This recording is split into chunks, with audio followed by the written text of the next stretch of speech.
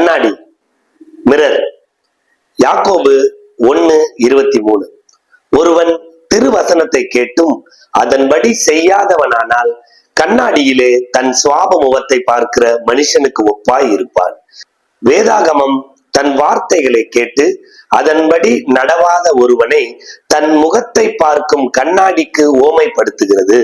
ஒருவன் கண்ணாடியில் தன்னுடைய முகத்தை பார்த்து தன் குறைகளை அறிந்து கொள்வதை போல வேத வாக்கியம் ஒரு மனிதனின் உள்ளிந்திரியங்களை காட்டி அவனுடைய உண்மையான நிலை என்ன என்பதை தெளிவுபடுத்துகிறது. எனவே இது ஒருவரின் வாழ்க்கையை சரி செய்வதற்கும் தன்னைத்தானே நிதானிப்பதற்கும் உதவும் ஒரு கருவியாக இருக்கிறது. வேதாகமம் எப்படி கண்ணாடியாக செயல்படுகிறது? குறைகளை வெளிப்படுத்துதல்.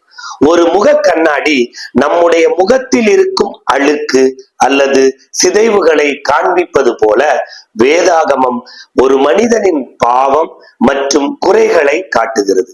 உண்மையை காட்டுதல். வேதாகமம் ஒருவரின் வெளிப்புற தோற்றத்தை மட்டுமல்ல, அவருடைய உள்ளான எண்ணங்களையும் செயல்களையும் காட்டி உண்மை நிலையை தெளிவாக்குகிறது. தன்னை சரி செய்தல். கண்ணாடி நம்மை எப்படி இருக்கிறோம் என்று காட்டிய பிறகு நாம் நம்மை சரி செய்ய முயற்சிப்பது போல வேதாகமத்தின் மூலம் ஒருவர் தன் குறைகளை அறிந்து அதற்கேற்ப தன்னை மாற்றிக்கொள்ள முடியும். நிதானித்து வழி நடத்துதல். உலகத்தின் பல்வேறு கொள்கைகளையும் சிக்கல்களையும் கூட வேதாகமம் என்ற கண்ணாடி வழியாக பார்த்து எது சரியானது எது தவறானது என்று பகுத்துணர்ந்து வாழ முடியும்.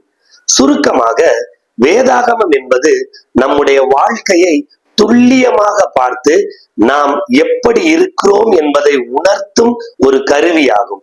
இதை தினந்தோறும் பயன்படுத்தினால் நம் வாழ்வில் தேவனுடைய சித்தத்தின்படி வாழ்வதற்கு இது உதவியாக இருக்கும். கண்ணாடி ஒருவருடைய முகத்தின் நிஜ ரூபத்தை காட்டுவது போல வேதாகமம் ஒரு மனிதனின் ஆவிக்குரிய நிலையையும் அவனுடைய குறைபாடுகளையும் சுட்டி காட்டுகிறது. இதன் மூலம் அவன் தன்னைத்தானே ஆராய்ந்து திருத்திக் கொள்ள ஒரு வாய்ப்பை அளிக்கிறது.